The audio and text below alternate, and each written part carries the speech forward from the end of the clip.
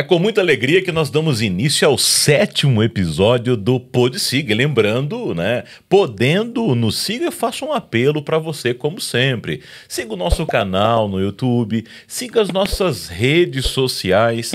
E deixa um recadinho, curta, compartilhe com seus amigos e com seus irmãos, porque cada edição está sendo melhor. Pessoas com muito conteúdo, com experiência, assuntos relevantes, atuais e que você está tendo de graça. Por isso, não perca a oportunidade de aproveitar e trazer mais gente para essa comunidade do bem, a comunidade do Pod Siga. E hoje não poderia ser diferente.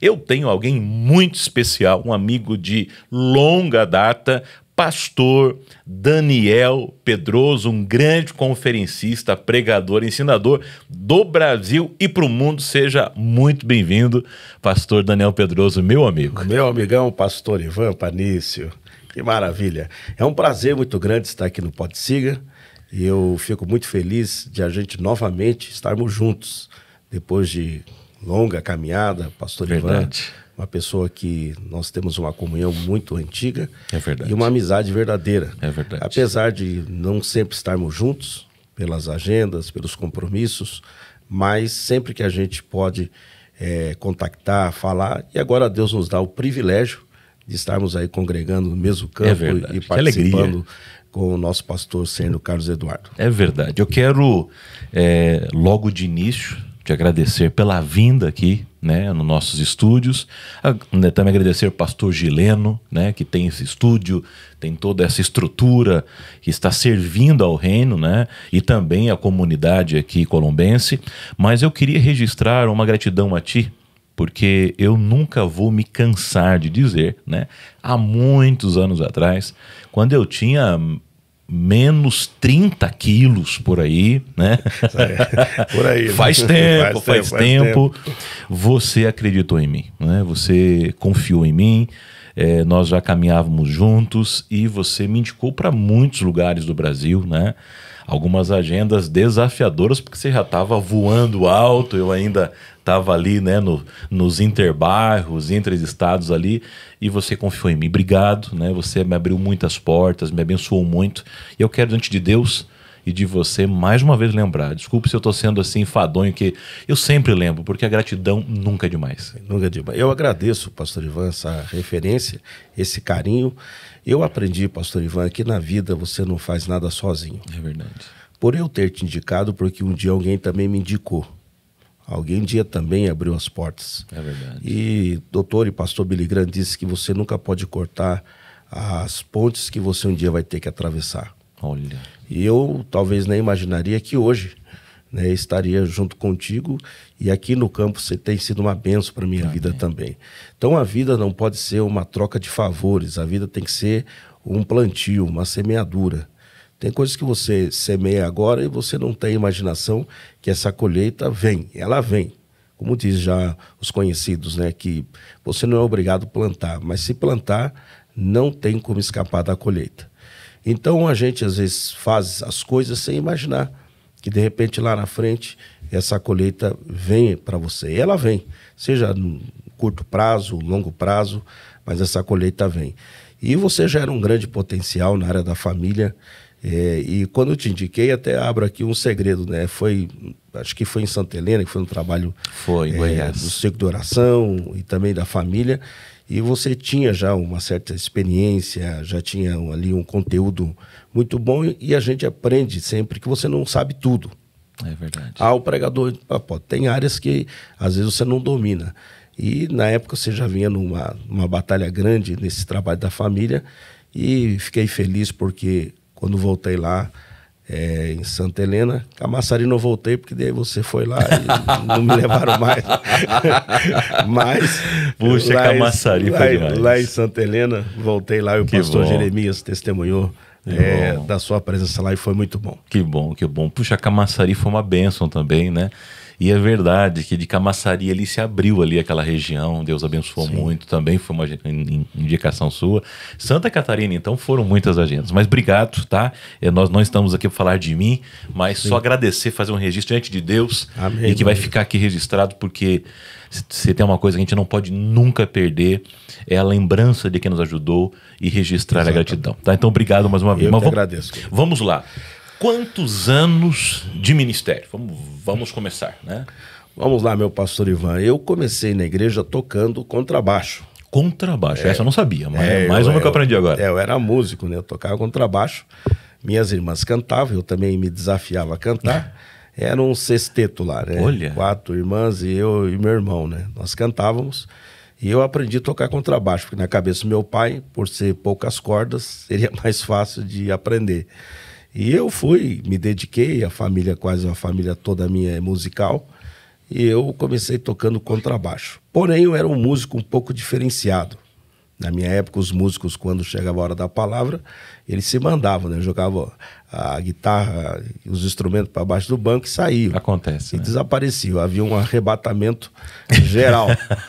Mas eu era um músico que... uma coisa que me cativava era a hora da pregação. O que me admirava era ver alguém no púlpito tendo aquele poder, não apenas divino, mas... aquele poder de persuasão de uma hora ali falando e o público ouvindo. Sim. E aquilo me encantava. E eu comecei a pedir que Deus me desse essa graça, derramasse sobre mim essa graça de pregar a palavra. E ainda muito novo, né, piazão, comecei a pregar em casa, né? Olha Eu isso. pregava em casa. A casa do meu pai tinha 2 andares, aí embaixo morava a minha avó. E a minha avó que aguentava a minha gritaria. Olha né? só. Ainda não tinha uma identidade definida. Sim. Era tempo lá dos Gilvan Rodrigues, do Gilmar, sim. e Pastor Takayama e tantos Exato. outros. E eu comecei ali. E então hoje já faz 32 anos, 33 anos que estamos aí pregando a uma palavra história, de hein? Deus. Meu Deus, que história bonita. Porque muita gente olha, né, para você, né? Hoje é muito mais maduro e tal, e Deus já te levou, né, para muitos lugares desse país e para o mundo, né? Com certeza muita gente se espelha em você. Você é um referencial. Não é porque estou na tua frente, mas e teve um momento da tua carreira que você chegou ali no, diria assim, que é a Rede Globo dos evangélicos, né? Que foi os Gideões, né? Sim. Como foi a tua passagem pelos Gideões? Porque por muitos anos aquele palco era o sonho Sim. de todos os pregadores. Como é que foi a tua passagem por lá? Eu vou pegar um gancho do teu agradecimento e eu também sempre agradeço, apesar que já faz tempo que eu não vejo, Sim. mas na época eu agradeço muito o pastor Jean Porto. Tá. O pastor Jean Porto me indicou uma vez para pregar numa igreja de Camboriú, Tá. que era a igreja sede, né? Acho que não era uma conexão, era a sede, Tá. cujo pastor Reuel dirigia um culto chamado Culto da Terceira Idade. Tá. Aí eu fui indicado para pregar nesse culto lá. Desci, e é óbvio, né, que todo pregador que descia lá, ele queria, depois do amém, ouvir a palavra do pastor. Olha, gostei, você é um pregador Gideões. Mas naquele dia deu tudo errado, né? Meu Deus. O pastor Reuel não foi. Eu estava diante de um público mais maduro, né? Mais racional. Entendi. Só que assim, a gente que vem numa escola de Curitiba, você sabe disso, nós fomos orientados pelo pastor José Pimentel de Carvalho, um grande ensinador, Com um grande certeza. mestre. Então nós dessa escola temos uma vantagem, porque a gente não se preocupa muito com aquele feedback imediato, daquela efervescência toda pentecostal, a gente tem um pouco de calma. E aquilo ali me ajudou. Eu falei, eu estou diante de um público maduro, Exato. estou diante de irmãos da terceira idade que preciso... para ter uma captação maior do que eu estou falando, eu preciso ser calmo, tranquilo e explicar o texto. E na hora que eu comecei a pregar, não tinha nenhum deles. O pastor Reuel não foi e o pastor Cezino não estava. Quando estava do meio da mensagem para o final, eis que o pastor Cezino entra à porta. Ao invés de ele ir para o púlpito, ele ficou sentado quase no primeiro banco embaixo. Ali a mensagem minha já foi indo embora, né? Já foi me dando uma tremedeira. Eu já comecei a imaginar, meu Deus, o homem ali na minha frente. Mas como eu já estava quase do ponto final da minha mensagem, terminei. E me sentei, o pastor Cezino subiu e perguntou, qual é o seu nome? Eu falei, Daniel Pedroso. Ele falou assim, irmãos, até que enfim chegou alguém aqui para pregar para os irmãos da terceira idade. E o pessoal prega aqui achando que já é Gideões. Então isso aqui é um culto da terceira idade. Olha só. E eu gostei da sua mensagem, menino. Muito bom. Aí deu a mensagem apostólica, foi embora. Mas eu não subi contente. Eu falei, puxa, ficou faltando alguma coisa. Você é pregador, ensinador, sabe, né? Eu falei, a gente cria expectativas, né? Eu falei, ninguém pulou, ninguém rodopiou. Mas pelo feedback do pastor, eu fiquei feliz. No outro dia, o filho dele me liga e diz, olha, pai, o que você fez aqui? Eu falei, depende. Falei, é bom ou é ruim, né? Depende. Falou, não. Os irmãos mandaram para mim algumas mensagens, disseram que gostaram da sua mensagem, do modo que você ministra, mas eu preciso te ouvir. Aí ele marcou numa regiãozinha ali, interiorzinho de Camboriú, chamado Morro dos Macacos, um trabalho ali de jovens. Tá. Falei, não, agora aqui eu vou dar uma arrastada de pé, aqui eu vou dar uma surtada. Mas pregamos lá e Deus nos abençoou. O pastor Reuel estava presente, não falou nada de Gideões também. Para concluir, eu me arrastei ali por umas 6, 7 congregações. Tá. Na última congregação, que era um bairro chamado Della Torre, o pastor disse para mim, falou, meu filho, um dia Deus vai me usar para te abençoar muito mais. Foi a única palavra que ele me deu. E eu nunca falei de Gideões, ele também nunca falou de Gideões para mim. Foi a única palavra que ele me deu. Então, para concluir essa questão da minha entrada ali, 2005, finalzinho, que antigamente a lista saía, mas as reuniões já começavam ali por mês de novembro, dezembro, já começava a lista. E aquela lista ali era algo espetacular, né? Todo mundo... Parece que era, assim, o pessoal ficava na expectativa ali para saber quem que vai entrar, né? Todo mundo ficava, me lembro. E aí o que aconteceu? Quando eles fecharam a lista, eu não estava, eu não fui escolhido. Olha só. Na recontagem dos nomes, falaram, olha, tá faltando um nome aqui. Tá faltando um pregador aqui. Aí o pastor Reuel disse, pai, aquele menino que pregou aqui no culto da terceira idade, Daniel Pedroso de Curitiba, congrega lá com o pastor Pimentel, por que a gente não dá uma chance para ele, não coloca ele aqui? Olha. Aí o pastor falou, o pregador das veinhas. Olha só. Ele guardou, né? Guardou. O Moreninho, o pregador das veinhas. Não, é bom, pode pôr. Oh, meu Deus. Aí o pastor me ligou. Eu estava no Shopping Miller, estava andando. Ele me ligou, falou, você está de pé, está sentado? Eu falei, já estou deitando, pastor, fala aí. Falou, rapaz, nós fizemos uma recontagem dos nomes, faltou um nome. E eu indiquei teu nome, o pai aprovou. Então você vai pregar em 2006, você é o pregador oficial dos Gideões. Um leque a mais. Tudo bem, eu não dormi aquela noite. Sim, né? Adrenalina. Enquanto eu não vi meu nome naquela lista, eu não acreditei. Adrenalina. Eu falei, deve ter alguma coisa, esses caras ainda vão me tirar no último. Sim. Uma série de coisas, né? Passou na cabeça. Saiu a lista, meu nome estava lá. Foi algo assim, de Deus, eu tenho essa consciência tranquila. Que foi Deus, puro Amém. Deus. Eu não movi uma palha em relação à minha ida aos Gideões, todos os Gideões. Mas ali aconteceu um problema. O pastor Rovani, um amigo meu lá de Florianópolis, ele também saiu na lista. Também. Aí ele falou para mim assim, pastor Ivan, Daniel, me ajuda, rapaz, porque eu fiquei sabendo que no meu dia, o pastor Randy Johnson, dos Estados Unidos, vai estar pregando no mesmo dia que eu vou pregar. Me lembro que esse Randy Johnson era o cara, né? Não, meu irmão. O bicho virava, né? Aí ele falou, o que eu faço? Eu falei, mano, prego, você tem que pregar, mano. Não sabia eu que deu um problema na passagem do Randy Johnson. Eu ia pregar na terça. O Romani ia pregar na segunda. Deu um problema na passagem do Randy Johnson. Aí o pastor avisou, olha, ele vai pregar junto com o pastor Daniel na terça. Puxa vida. Eu falei, Rovani, agora você me ajuda, pai. O que eu prego? Agora... Inverteu os papéis. Caiu em cima de mim. Rapaz, só que no dia eles me pouparam um pouco, porque um dos organizadores disse, pastor, o Randy Johnson vai ficar aqui até o fim do congresso. manda ele dar uma saudação, uma palavra. Como o menino é a primeira vez dele no Gideões, o senhor pode quebrar ele. Alguém intercedeu por mim lá. Mas, irmão, virou a mesma coisa, irmão. O homem deu uma palavra do homem arrebenta. Lá. Um homem de quase 3 metros de altura. O intérprete dele era o pastor Edson Bruno, lá, o radialista de Joinville. Aquele vozeirão do vozeirão. O cara não errava nada, não gaguejava nada. Todas as caricaturas que o pastor fazia, ele fazia. Bom, desceu, na época não era pavilhão, era tenda, né? Desceu aquela tenda. E falei, agora, o que eu vou fazer? As pessoas não entendem, né, Daniel, isso, né? Mas para quem tá ali, é uma pressão muito grande, né? Não é uma disputa, não é nada nesse sentido.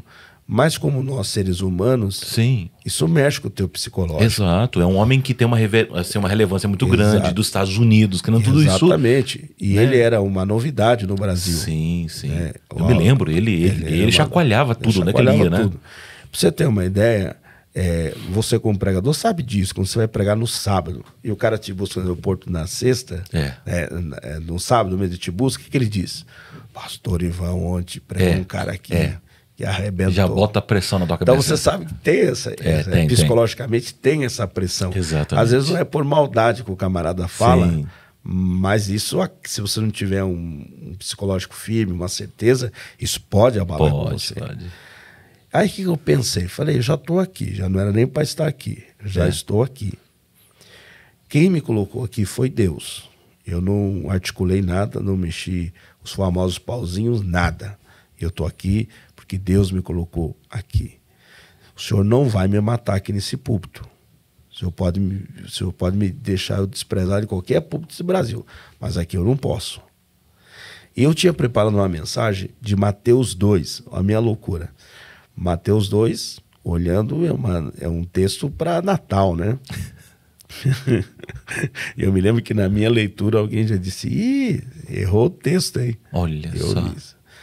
E tem isso ainda, tem gente ainda que ali você tá ali, a pressão A pressão continua. É muito bom falar isso porque as pessoas não entendem isso, né? Aí o que eu fiz? Quando eu peguei o neto do pastor Cino cantou, na época estava em alta o hino Grande Herói. Me lembro. Puxa, esse louvor também. Aí ele cantou, aquilo me ajudou porque assim deu uma apaziguada no povo. Mas ficou aí num barulhão. Quando eu peguei o microfone, eu falei, agora eu vou usar aqui um estilo mais pastoral, né? Sim. Aí eu fui, amém, quero agradecer, eu fui indo até que aquilo acalmasse. Falei, se eu entrar na gritaria aqui... Tu vai se quebrar, né? A turma vai dizer assim, não, já aproveitou que tá esse barulhão aí e ficou.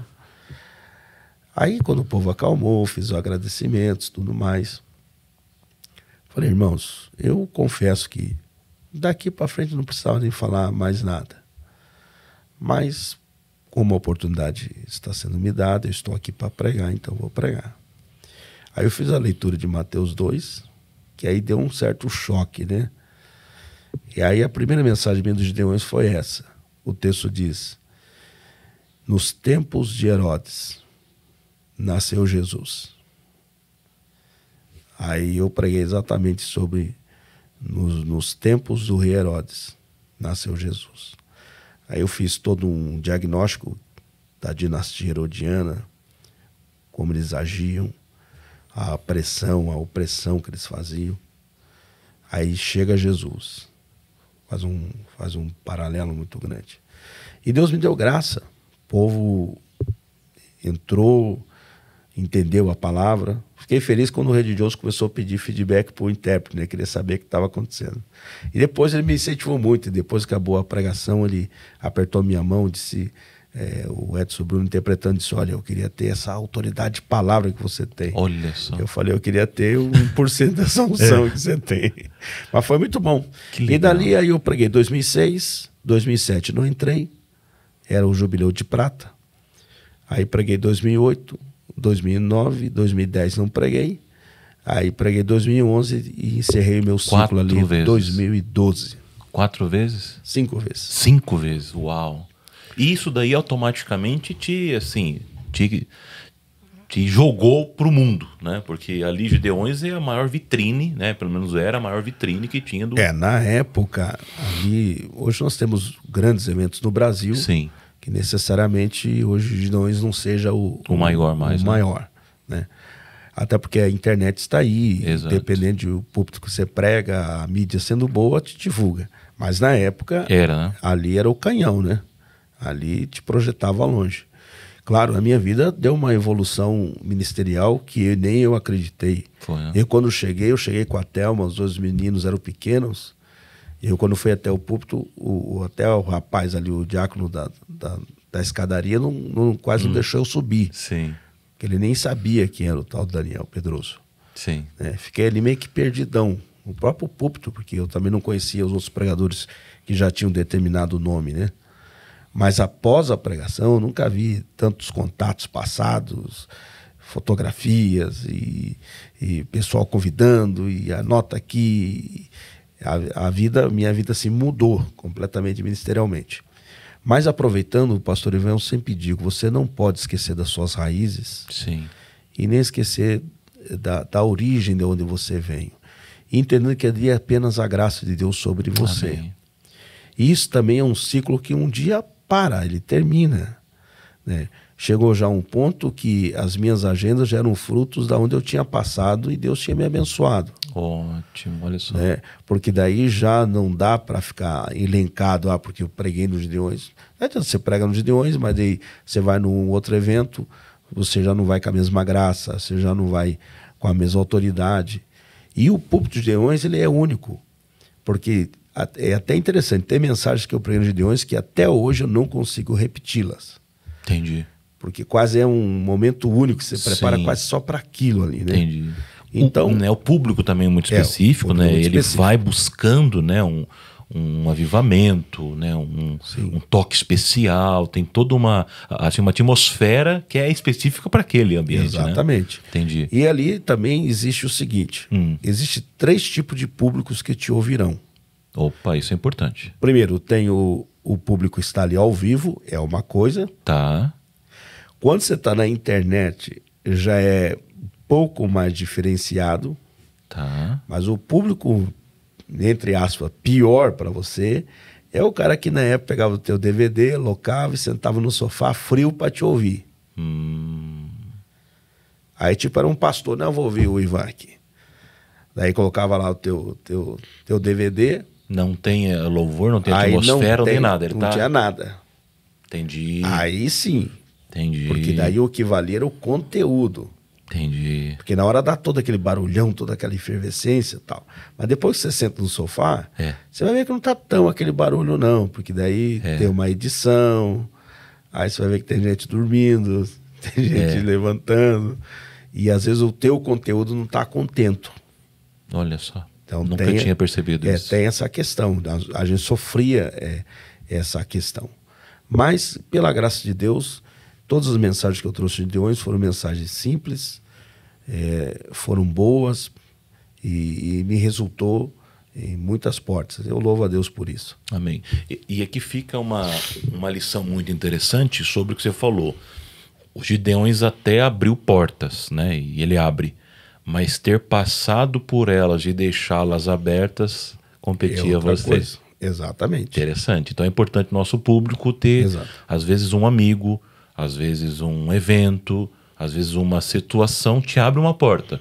Agora cabe a você saber passar por ela e deixá-la aberta. Senão você não tem... O preservar é o mais difícil. O problema não é você começar bem. O pior é você terminar mal. Entendi. Você pode até não ter começado tão bem, mas se no processo você for no melhoramento em todas as áreas, você pode terminar muito bem. Porque o auge é o combati o bom combate, terminei a carreira e guardei a fé. Você pode ter uma trajetória tremenda, como diz o nosso amigo pastor Marco Antônio, tremenda. Mas no final você pode cair ladeira abaixo. Tá. Então, o que lhe ajuda hoje é o quê? Você entender públicos, você ter uma mensagem cristocêntrica e você, acima de tudo, preservar na questão do seu caráter, onde você passa. Tá. E esse foi a tragédia de muitos pregadores ao achar que, por ter passado os Gideões, estavam livres para tudo. Sim. Né? E você tem que entender que não. Você tem que preservar o seu nome. Porque chegou uma hora que depois de 2012 houve ali o descolamento meu dos Gideões. Sim. Houve ali já o rompimento. Já não era mais Gideões que estava já me levando. Era a preservação das portas das quais eu passei e deixei elas abertas. Ótimo. E aí tem que ter alguns cuidados. Nossa escola de pregadores tem ensinado muito isso aos nossos jovens pregadores e pregadoras, né? Sim. É exatamente o caráter para preservar essas portas abertas. Ótimo. Então, eu entendi que depois de um tempo já fazia a minha agenda não já muito linkada a Gideões. Era já o meu trabalho. Já era o Daniel Pedroso em si. Não era de Daniel Pedroso de Gideões, mas era o Daniel Pedroso. Bacana. Tem uma coisa que eu percebi comigo, eu vivi isso, vi isso em muitos amigos, como você falou, alguns se deram bem, outros se quebraram. Qual que seria assim, uma recomendação sua para quem tem esse momento de hype, assim, porque tem hora que você vai para um evento que ele te catapulta. Sim. E lidar com o ego, lidar com a vaidade, lidar com essa reputação imediata, como é que você, né, lidou e como é que você, assim, qual conselho você daria para quem que está passando ou vai passar para não se quebrar? Porque muitos se quebram. Eu penso, pastor Ivan, de que primeiramente você tem que entender de que quem está lhe conduzindo, quem está fazendo acontecer na sua vida é Deus. Amém. Ponto. Esse é o ponto auge da questão. Segundo lugar, é você ter um mentor, você ter um pastor, você ter alguém que lhe conduza a você ter um ministério frutificante. Amém. Porque às vezes é muito mais, eu vou dizer por mim, é muito mais gostoso às vezes a sua igreja lhe ouvir, aonde você congrega, o povo gostar de você, do que de repente você passar no Brasil e ter um lastro mais de mancha do que de marcas boas. Então, que um pregador hoje, eu aconselho, primeiro ele tem que ter um pastor. Um dos males da itinerância, e não estou aqui generalizando, é que às vezes o itinerante tem na mente dele que ele é um cara altamente capacitado, que o problema de você falar demais, às vezes acaba prejudicando de você ouvir. Segundo, você começa a ter na mente assim, puxa, mas eu prego em grandes eventos, meu pastor só prega lá na igreja dele.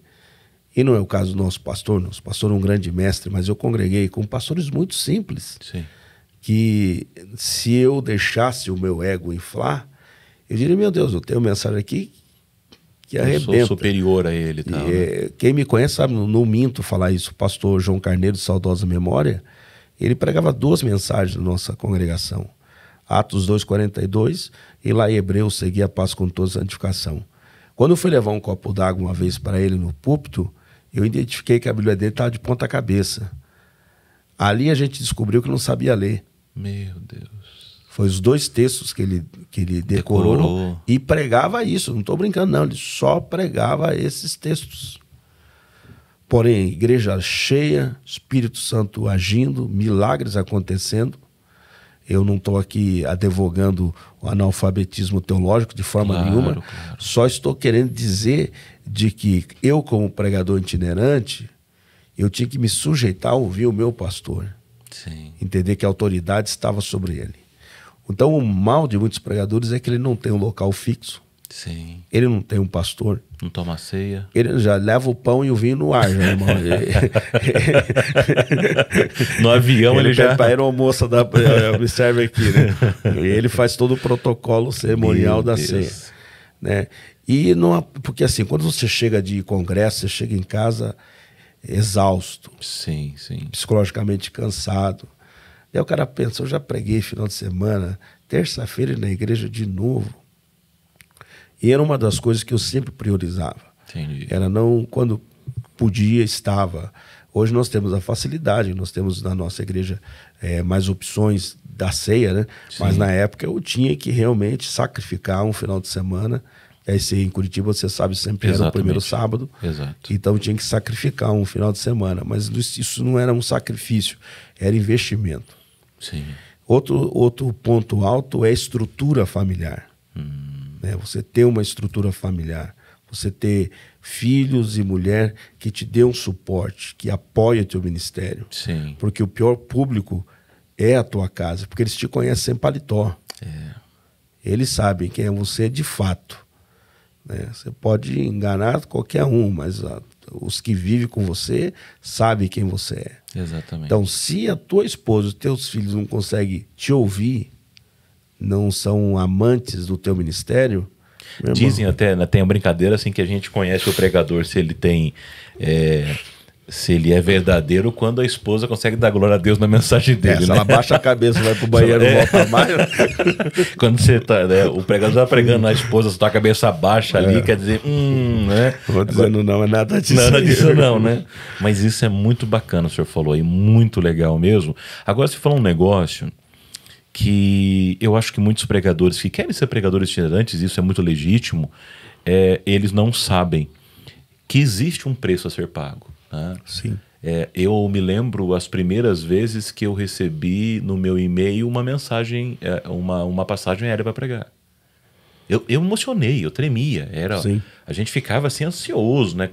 Quando na época eu, né, assim, recebia uma ligação com um DDD de fora, porque não tinha tanto telemarketing chato para ficar nos ligando, né? Exato. Eu tremia ali. Eu falei, não, agora é um convite.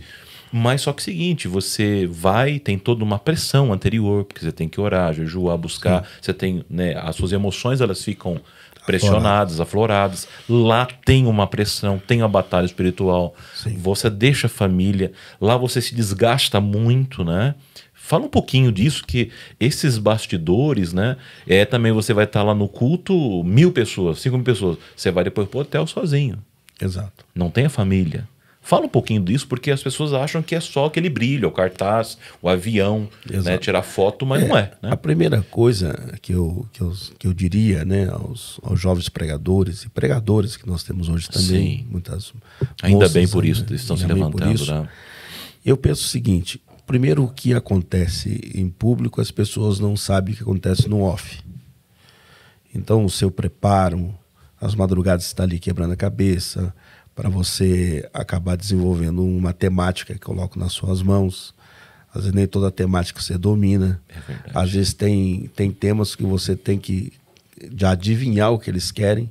Porque o cara às vezes pega um tema, é bonito, mas você vai ver no contexto, não tem nada a ver com aquilo que eles estão pensando. Então é todo um trabalhar, né, que você tem que fazer isso. Segundo, você vive em rota de colisão.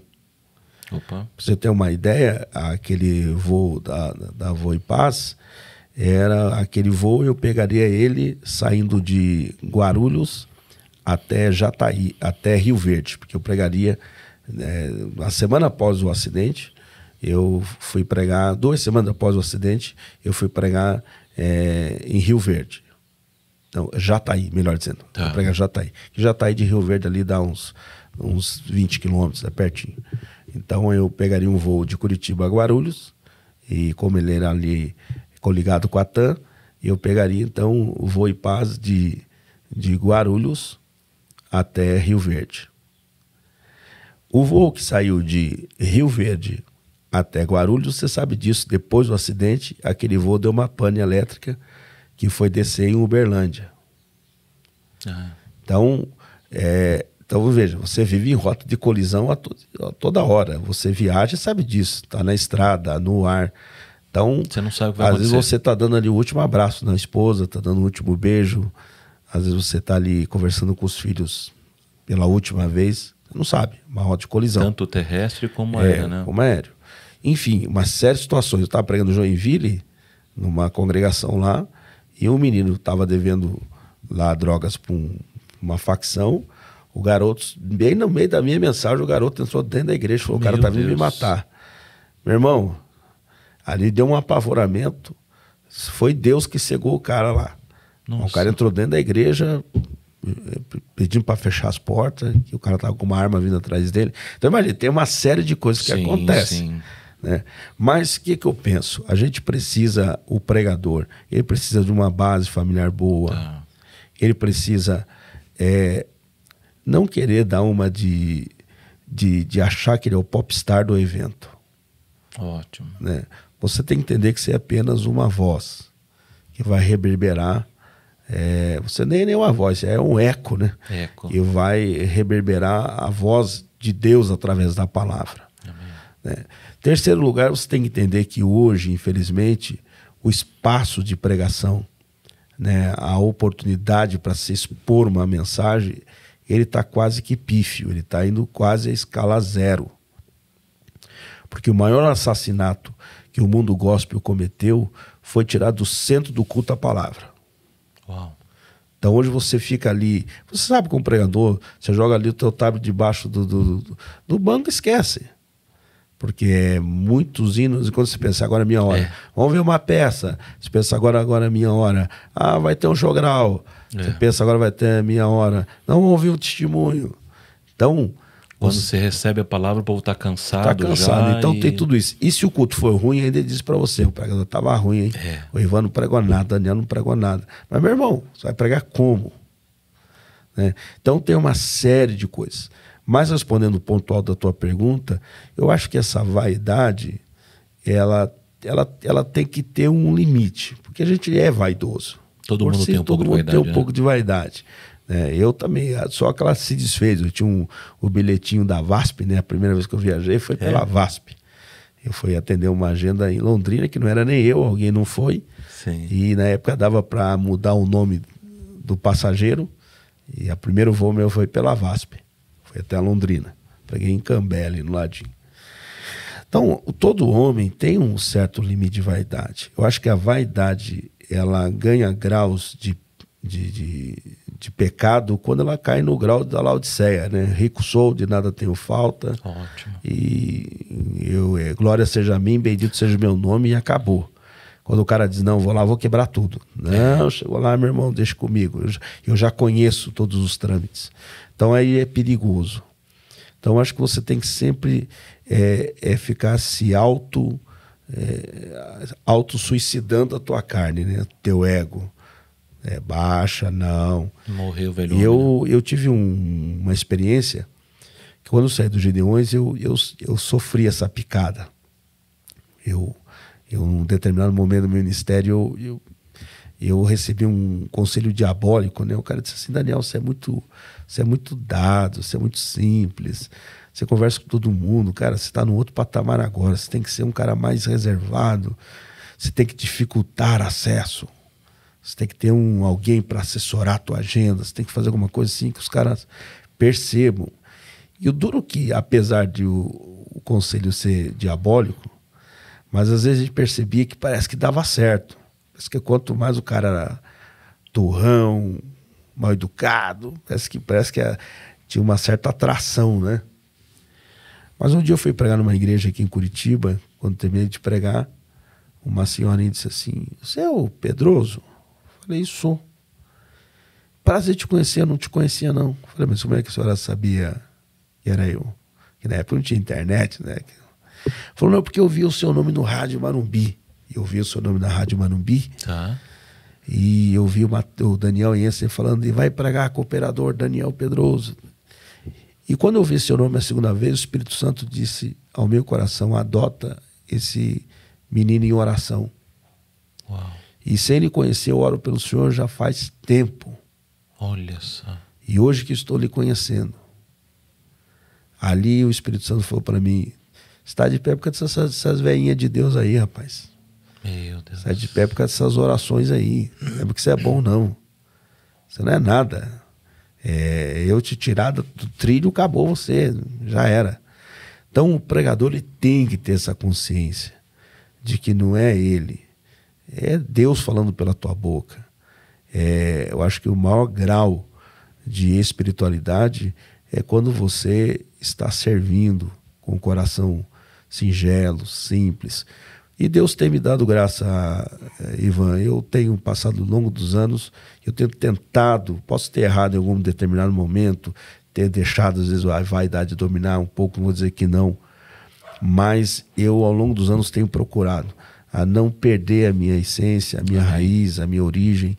E eu já estou feliz demais, né? Para quem tocava um contrabaixo, uma igrejinha ali do Rocio, ninguém sabia onde era. E aonde Deus me colocou, eu tenho que mais ficar quietinho, né? Sim, sim. Não posso me vangloriar disso, não. Não, Deus, né, Deus te honrou muito, né? A gente conhece a sua história, né? Em grandes congressos. E hoje você já na fase adulta, né? A fase madura, né? Hoje você tem, né, um lastro, né, de construção de ministério. Hoje você tem um respeito, né? Você tem uma família muito linda. Os filhos todos envolvidos no ministério também é um ponto muito importante, porque a gente vê que muitos pastores foram assim, né, levados ao mais alto nível, mas a família não quer ministério, os filhos não querem seguir, porque o testemunho dentro de casa não foi bom, né? Exato. Quem que você lá no começo, né, se inspirou? Quem que foi referência para você lá no começo lá? Olha, eu assim, no imaginário, né, porque nós tínhamos grandes nomes na época, então eu no imaginário, eu não sei, acho que eu não tenho mais, mas até uma época eu tinha um caderno que eu no meu imaginário eu colocava lá, Cruzada Evangelística, cantando Álvaro Tito, Lauriette, eu escrevia, mas nem era nada, não era ainda pregador. E eu colocava preletores, colocava eu em primeiro lugar e o resto dos nomes.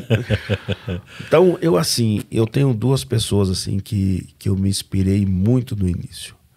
Pastor Marcos Antônio, você conhece.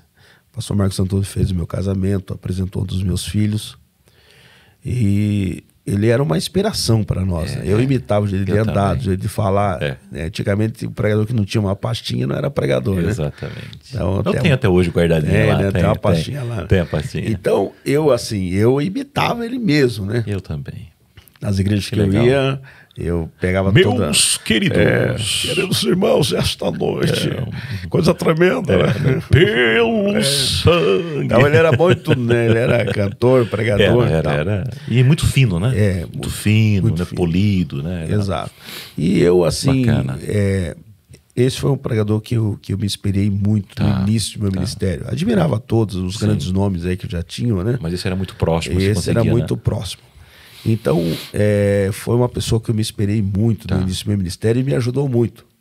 Porque o pastor Marcos Antônio era um homem de uma agenda explosiva, né? Sim. Explosiva. E aí, quando não podia, Daniel, me ajuda lá, querido. Que benção. Eu marquei aqui umas 3 agendas, me ajuda aí. Então foi isso. Bacana. Foi isso. Que bom.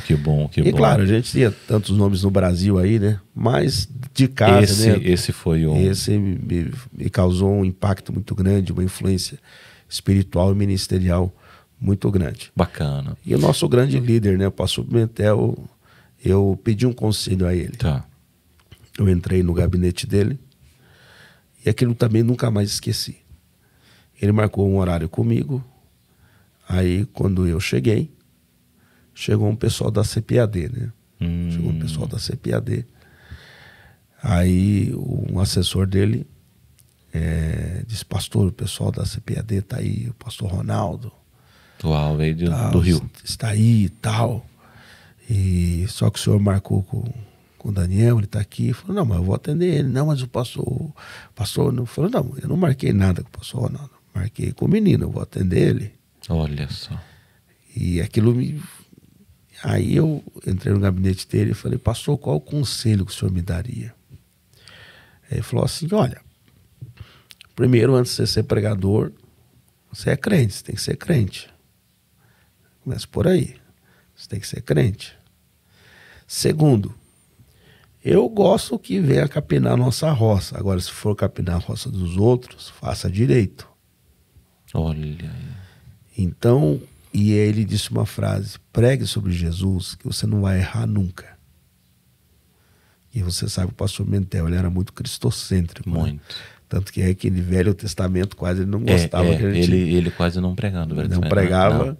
E sempre incentivava os pregadores a mergulhar no Novo Testamento. É verdade. Você sabe disso. Eu me lembro a primeira vez que preguei na sede, eu tinha uma mensagem boa no Velho, né? Eu li o Velho e li umas 300 referências no Novo para dar uma, uma respaldada ali, né? Mas o pastor Pimentel foi um grande líder, né? Eu me espelhei muito na humildade, né? É verdade. Na humildade dele que foi. E Então foi um nome assim que muito me chamou a atenção e eu me inspirei, depois me desvinculei, né, daquela imagem. Falei, não, o Marco Antônio é só um só, né? 2 não dá, é um único, né? Sim. E aí fui adotando o meu estilo, conhecendo o meu estilo. Sim, é bacana isso que você tem alguém de referência, depois você, né, se adapta, você né, assim, pega e se encontra, né? Mas o pregador tem que ter uma referência, né? Ele tem que buscar. Faz parte, né? Faz parte. Até que chega uma hora que ele se encontra, exato, né? Mas ele vai adquirindo, né? Exatamente. E um ponto muito bacana que eu, né, às vezes que eu posso, eu pego oriento os jovens, é ter mesmo essas referências e aprender, né, por modelagem. Sim. Então você, puxa, ele fala bem aqui, ele tem um gesto assim, ele anda assim, ele cumprimenta, ele cumpre a agenda. Então aprenda com o teu modelo, né? Exatamente. E às vezes ele nem é um modelo que você tem acesso direto para tomar um café. Exato. Mas a forma como ele subia né, sempre subiu de maneira humilde, né? Ele nunca subiu, né, com a cabeça erguida. Sempre cabisbaixo. Cabisbaixo, tranquilo, tipo assim, aquela mãozinha mais discreta, né? Ele sempre tinha uma postura que eu, né, se admirava. Então é bacana esse conselho para os jovens, né? Exato. O jovem não pode... O pior problema do ministério é você tentar fazer um ministério isolado. Né? Você querer fazer um ministério isolado, você achar que você se autopastoreia. Ótimo. Você é um camarada que você se garante, que você não precisa de ninguém. Porque assim, a gente está na estrada, a gente precisa ter um ponto central, um QG, né? Um pastor. Te ajuda e ajuda muito, né? Hoje, pela graça de Deus, em alguns lugares que eu vou, quem é o seu pastor? Nosso pastor é o pastor Carlos Eduardo. Difícil quem não conheça. É verdade. Né? Então, a referência que é isso te ajuda e muito, né? Te ajuda e muito. E também, hoje, você sabe que hoje, infelizmente, por uma série de escândalos, não apenas moral, mas financeiros e tantas coisas, hoje os pastores estão muito mais seletivos. É verdade. Então você sabe que hoje há comissões quase nos campos, eles ligam, né? E aí o cara não tem pastor, vai ligar para quem? Então eu sou convidado em alguns lugares que depois o cara me diz, liguei pro teu pastor. Referência, né? Eu liguei pro teu pastor. Então não tem coisa melhor você ter alguém para te orientar. E outra, é não ser orgulhoso, sentar para ouvir, anotar. A última vez que você pregou, tá aqui, irmão. Tua mensagem tá aqui, irmão. É só pregar. Mas o que é isso? Você tem que aprender, você não sabe tudo. Eu acho que a pior tragédia é quando o pastor, o pregador, chega no ápice e diz, não, eu já sei tudo. Então só falta morrer, irmão. Exatamente. É só morrer, porque já que você sabe tudo, morre. Não tem mais nem graça você viver aqui. Sim. Então eu acho que a grandeza da sabedoria é você não saber. É você todo dia estar aberto a novas descobertas. Você lê um texto aquela vez ali de Timóteo, que eu já ouvi várias pregações, mas existem pontos que ali eu não tinha ouvido. Às vezes você... porque o mal do pregador é que quando o cara está fazendo a leitura, você já está pregando, né? Junto com ele, né? Já tá, eu faria isso aqui. Você já prega antes que ele, né? Eu faria isso aqui. Eu já entro por aqui, ó. Tal. Então. Mas esse é o mal, porque você não aprende, né? Então eu acho que você tem que ter humildade para entender que sempre tem alguém que sabe um pouquinho mais do que você, tem uma informação a mais do que você. Então, e você tem que aprender a pegar essas pérolas e usá-las. Antigamente os pastores, eles ensinavam nas igrejas, e quando eram os dirigentes de igreja, quase tinham que reverberar a mensagem que ele pregava numa terça-feira. Por quê? Porque entendido que era a mente do pastor, a visão do pastor. Sim. E isso era repassado. E o pregador não é diferente. Então você tem que ouvir, né? Mas saber também quem você ouve, né? Pelo menos hoje desse universo da internet, você também senta para ouvir qualquer coisa, aí você pode estar ali absorvendo uma erva daninha, né? Boa. Pode dar morte na panela, né? Vamos lá. Todo mundo olhando o Daniel hoje, fala assim, esse camarada, estourado, nome e tal. Mas vamos buscar aí. Sim. Conta um perrengue seu aí, porque a gente passa, né? Só que a gente não conta muito o perrengue, né? A gente só conta a gente só tira a foto comendo a picanha, né? Exato. Eu tive uma prova, rapaz. Tava eu e Edenilson Nunes. Você conheceu ele, né? Um grandão, né? Sim. Eu chamava ele de gordão, Sim, carinhosamente. lembro. Rapaz, eu tava passando uma prova tão grande. Era mês, quando chegava mês de dezembro, ia dando um desespero, irmão. Eu pegava um trauma quando chegava mês de dezembro, que era natural, né? A agenda vai acabando, né? A agenda vai acabando, os eventos já se findaram, os pastores, alguns vão saindo de férias. Aí eu falei, Denilson falou, me ajuda. Eu falei, vamos se ajudar, mano. Aí eu fui pra Maringá. E o mês de dezembro em Maringá, não sei se é todo ano, mas no mês de dezembro em Maringá, irmão, a chuva era uma maravilha, mano. É? Aí eu falei, rapaz, mas nós não tinha agenda. Não tinha? Eu cheguei lá, falei com o pastor Macedo, né? Falei, pastor Macedão. Macedo. Isso. Falei, pastor Macedo, o senhor ajuda nós. Vamos lá, vocês estão hospedando aonde? Não tem lugar. Tá bom, deixa vocês aqui no alojamento da igreja. Olha. Você tem alguma coisa para comer? Não tenho nada. Aí ele falou assim, eu vou te emprestar um dinheiro aqui. Dia tal você me devolve. Olha. Aí ele fez uma agenda, né? Ligou para os pastores na agenda. Ivan, sem brincadeira nenhuma, se o Deus estivesse aqui, ele te confirma. Quando chegava ali por 6 horas da tarde, 6:30, mão, o céu se abria. Olha. E água. Sério? Água. Aí o Edenilson falava assim, varão, eu vou dobrar o joelho aqui para orar. Quando orava, parece que aumentava. Eu falei, irmão, para de orar, irmão. Isso aqui vai virar um dilúvio, irmão. Que provação. Rapaz, nós chegamos na igreja, às vezes tinha 10 pessoas, 15 pessoas. Meu Deus do céu. E a gente ali tentando vender os DVDzinhos ali. Tal. E aí... E que é pior, rapaz, nós estávamos tão ruim que nós encontramos o pastor Robson no centro. Robson Brito. Ele falou para mim, vocês estão pregando aqui? Vocês precisam de alguma coisa, alguma ajuda, tal. E eu não sei o que deu na nossa cabeça. Não, pastor, estamos tranquilos, tal. Ah, então tá bom. Depois que nós estávamos tão ruim, que foi, rapaz, o cara era a oportunidade, o cara tava, né? Com a benção na mão, rapaz. E ali, mano, eu me lembro, só foi um milagre, né? No dia que eu fui pagar o pastor Macedo, o que eu fiz? Na primeira oferta que os caras me deram, quase deu o valor que ele tinha me prestado. Eu falei, eu vou devolver já, porque se eu não me garantir depois... Né?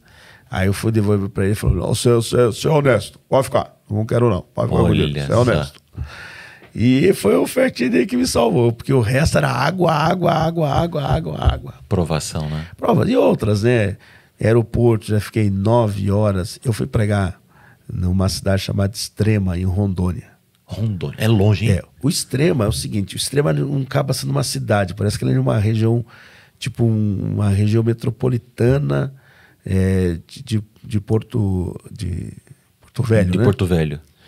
Só que ele fica quase na divisa da Bolívia. Meu Deus, é extremo mesmo. Então extremo, o nome faz jus. É extremo mesmo, quase, né? Pastor Ivan, eu saí daqui e na época foi eu e a Laodiceia, que fala para a família. A pregadora, sim.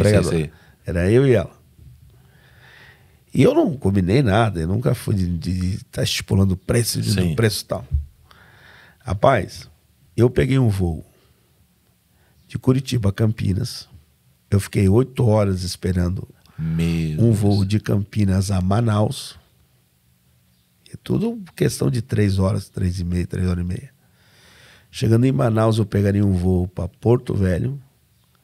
E de Porto Velho andaria mais 600 quilômetros de carro. Meu Deus. Rapaz, foi mais de 24 horas de viagem. Não. Vamos chegar no céu, não chegava lá.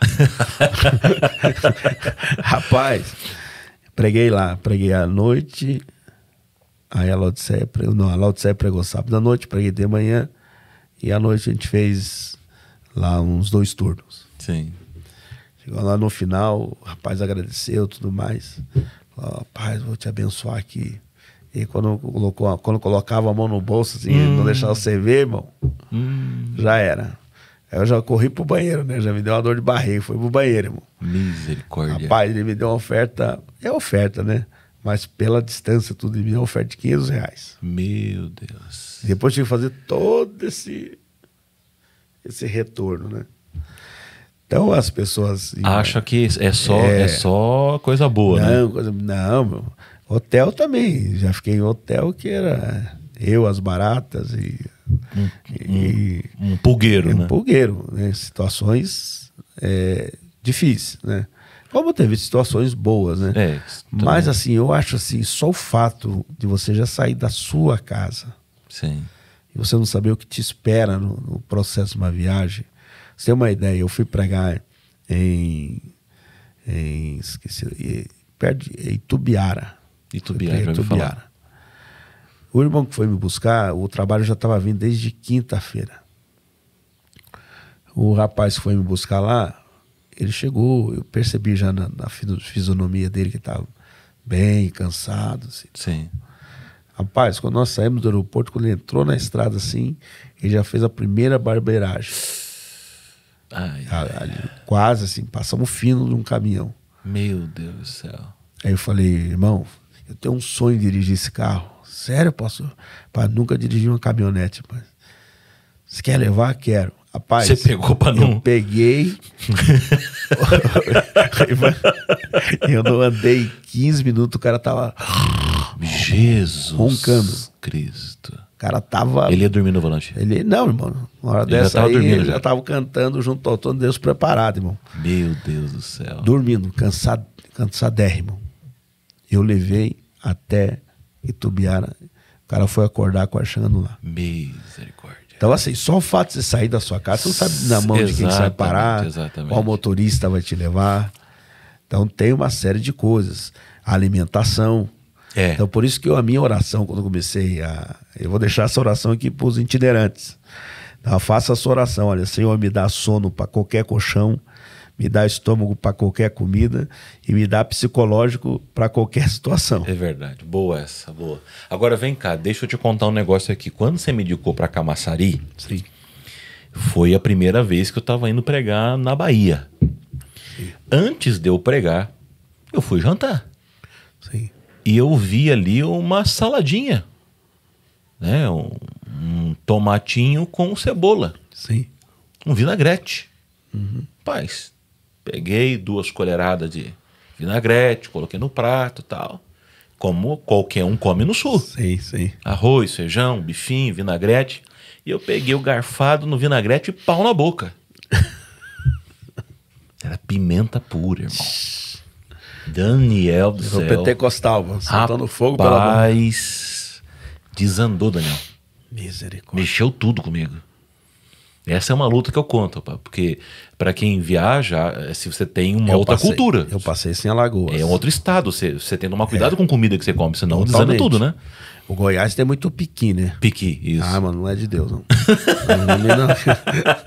E tal de gueroba, irmão. Nunca comeu gueroba? Não, mano, não. Aqueles vão dar na grande tribulação. Né?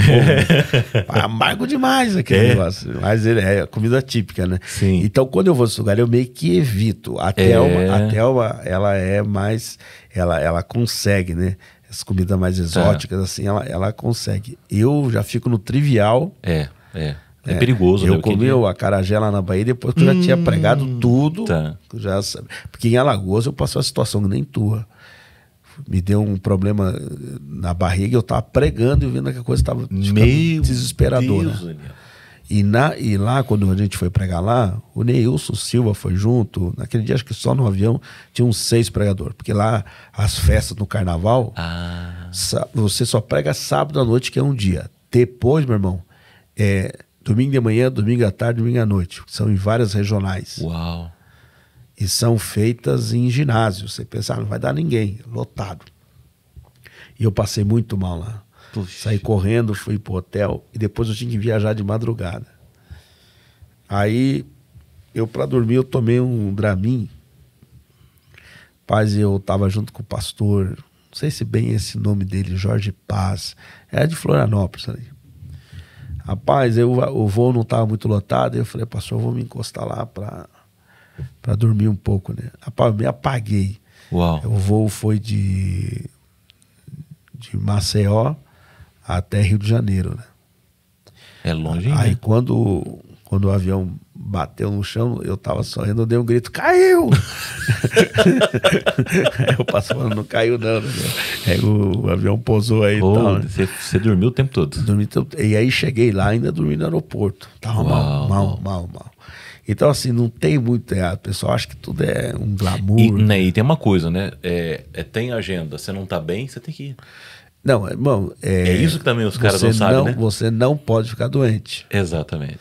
Eu preguei agora a última vez, eu preguei em Cruzeiro do Oeste, e quando você estava comentando tua pregação sobre voz, eu passei uma situação muito delicada, né? Eu tive, bem dizer, uma cura. Porque eu fiquei um período da minha voz muito mal. Eu fui em 2009 para Angola, e eu preguei em Angola 30 dias. Fiquei 30? Em Angola, 30 Meu Deus dias. Do céu.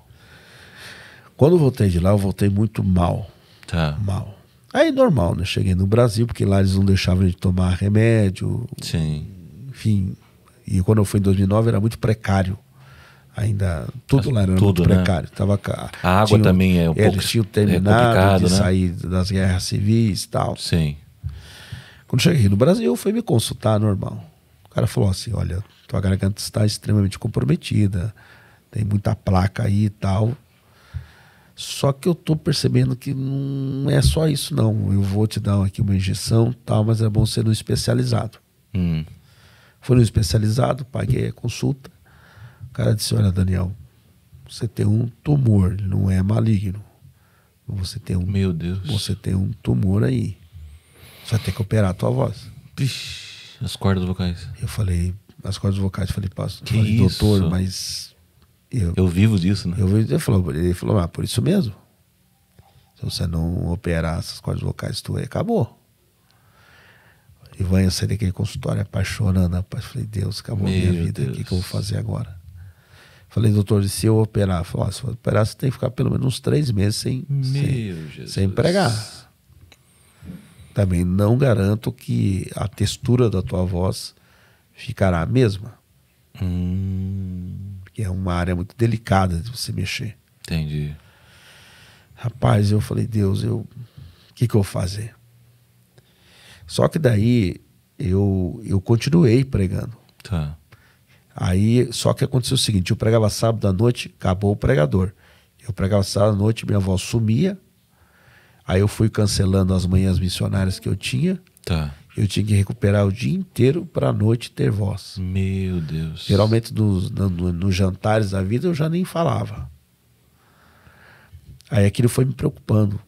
Com certeza. Aí eu voltei no médico e disse, Daniel, opera. Falei, doutor, eu estou numa situação que eu não consigo parar agora. Ele falou, eu vou te dar um remédio como se tivesse com um câncer na garganta. Eu vou te dar um remédio aí um pouco pesado para ver se te ajuda. Tá. Só que ele era um remédio que derrubava. Agora tem uma experiência que me veio na mente. Eu fui pregar em Capinzal, Santa Catarina. Capinzal. Aí, rapaz, só que o horário do remédio eu não me programei muito direito. Eu tomei ele ali 7 horas da noite. E fui pro culto. Meu Deus. Dia de Deus, Panício, eu tava de joelhos dobrados. Eu só ouvia assim, sois bem-vindo. Eu dormi ajoelhado. Das 7 e pouco, todo mundo achando que eu tava buscando a unção. E eu tava dormindo, rapaz. Porque ele te derrubava. Jesus, Daniel. Derrubava. E aí foi assim. Aí no Gideões eu fui curado. Eu fui no Gideões, não fui pregar não. Fui lá, o pastor Paulo Moura, também de Saudosa Memória. E eu fui curado. Não por uma oferta que eu dei, eu fiz um voto de fé. Sim. No dia. Eu tinha R$500 no meu bolso. Ele estava fazendo um voto para a ilha de Chiloé, tanto, acho que no Chile, né? O pastor não tinha uma paixão pelo Chile. Tá. E eu falei, Senhor, eu vou fazer um voto aqui, eu vou dar essa oferta. Eu não vou falar nem para a Thelma que ela não vai deixar eu dar isso aqui. Porque o pastor diz assim, oferta, meu irmão, ao ofertar eu vou fazer uma oração especial para você, naquilo que você mais necessita. E eu falei, não vou usar aqui a lógica, não vou usar aqui a razão, nem teologia, eu vou pela minha fé. Tá. Só que não dei lá, eu coloquei na salva. Tem. Mas o pastor lá de cima viu, falou, pastor, o senhor colocou uma oferta aí, vem aqui, eu vou orar pro senhor. Aí eu subi no púlpito, aí ele olhou para mim e disse assim, qual é a tua maior necessidade hoje? Eu falei, eu preciso de voz, pastor.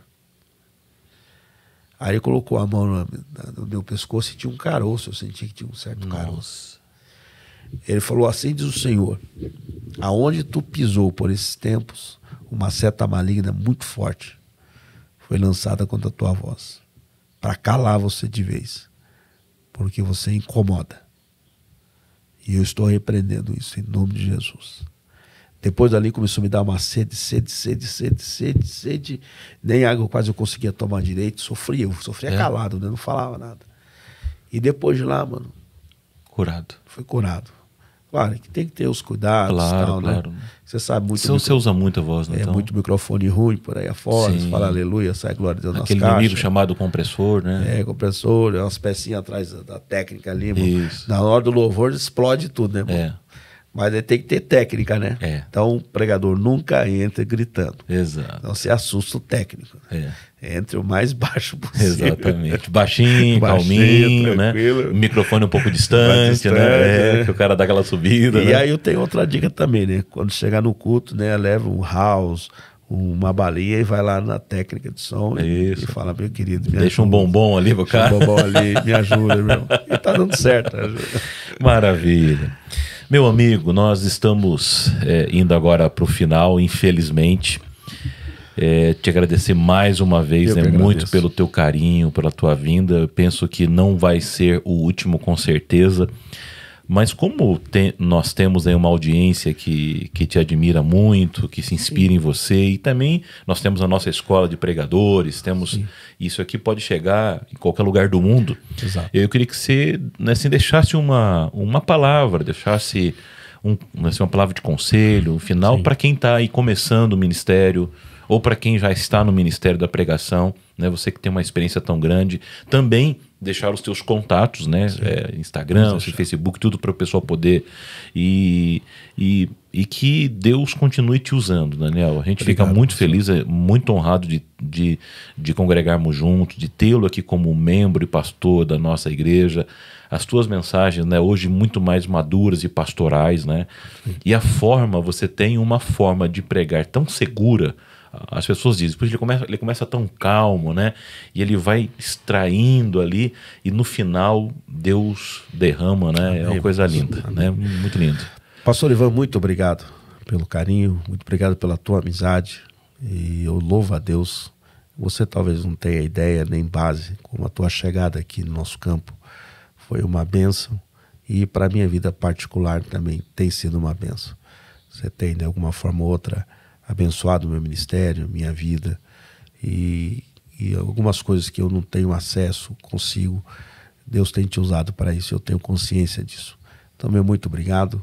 Pastor Gileno também é uma grande pessoa, né? Sim. O Rafael, né? Exato, nossa parte técnica aqui no estúdio. A parte técnica nos ajuda.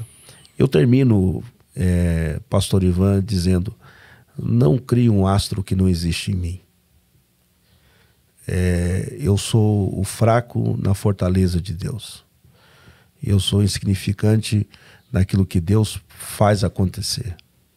Então, meu conselho que eu deixo a todos os pregadores e pregadoras, que não existe asa melhor do que as asas da humildade. Não uma falsa humildade, que não significa você não tomar banho, você não estudar, você não ler. Não é isso. Mas entender que você apenas é um vaso.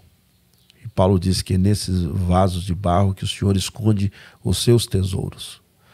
Então eu deixo esse conselho a todos os pregadores e pregadoras para que não deixe ninguém criar algo em você que não é de você, não pertence a você. Tenha sempre consciência que, como Paulo disse, é a graça de Deus sobre mim. Amém. Então, esteja numa igreja boa, congregue com um pastor que tenha a palavra. Amém. Se você está num lugar que não tem palavra, tem um lugar que você não é pastoreado, não fique aí. Vem para a DCMI. Aqui nós temos uma igreja que tem estrutura para tal. Então o meu conselho que eu deixo aos pregadores é esse. Nas asas da humildade, não tendo medo de ter uma mentoria, de aprender, de estar sempre junto ao seu pastor. Aonde você passar, deixe as portas abertas com seu testemunho. Você que é um jovem pregador casado, sem que puder, leve a sua esposa junto. Que isso é até honra. Tem pastor que se sente honrado. Quando você diz, pastor, eu posso levar minha esposa, ela vai trazer muita segurança. Porque o ministério isolado, você ficar muito isolado, solitário. É aquilo que você disse. Você está no meio de 1000 pessoas, que é porque você está só você e as paredes. Então você tem que ter um psicológico muito bom. Mas quanto mais próximo da família você estiver, é muito bom. Estude, se aplique. Quando você for pregar, prepare como se fosse sua última mensagem. Dê o seu melhor e com certeza as portas vão se abrindo. E não queira ter um ministério midiático. Problemas hoje dos ministérios são ministérios dos aiamás da vida, né? O cara quer sair correndo e a questão não é a velocidade, a questão é a perseverança. Ótimo. Não adianta você sair numa carreira toda e se cansar no final. Para chegar quase a pegar o teu prêmio, você ia acabar ali, terminando a sua vida. E acima de tudo, é entender que você é uma pessoa que precisa ter frutos, servir a Deus, porque o que vai te garantir a entrada não é o ministério que você tem, onde você pregou, é a tua vida com Deus. Eu ouvi uma frase, e eu termino com ela, pastor Ivan. Sim. E a frase é essa: eu quero estar vivo na hora da minha morte. Que a gente consiga estar vivo na hora da morte. Que a gente não possa morrer no processo da vida. Que a gente não possa chegar no final desmoralizado, morto. Então, que chegar a hora da sua morte seja a morte, mas que você morra com vida. É esse o meu recado a todos. E eu quero deixar aqui os meus contatos. Por favor. Instagram é PR Daniel Pedroso, né? Facebook também é Daniel Pedroso. E o contato, se você quiser entrar em contato para a agenda para 2090. Ô, glória, hein? É 41 99738 5699. Repita, por favor. Código 41 99738 5699. Pastor Daniel, mais uma vez, muito obrigado. Obrigado, meu irmão. Deus continue te abençoando, você e o seu ministério. Estamos juntos. Queridos, nós encerramos mais um episódio do Podsiga hoje, nesta data especial, com o pastor Daniel Pedroso. Lembrando vocês, mais uma vez, o nosso pedido. Passe a seguir o nosso canal aqui no YouTube.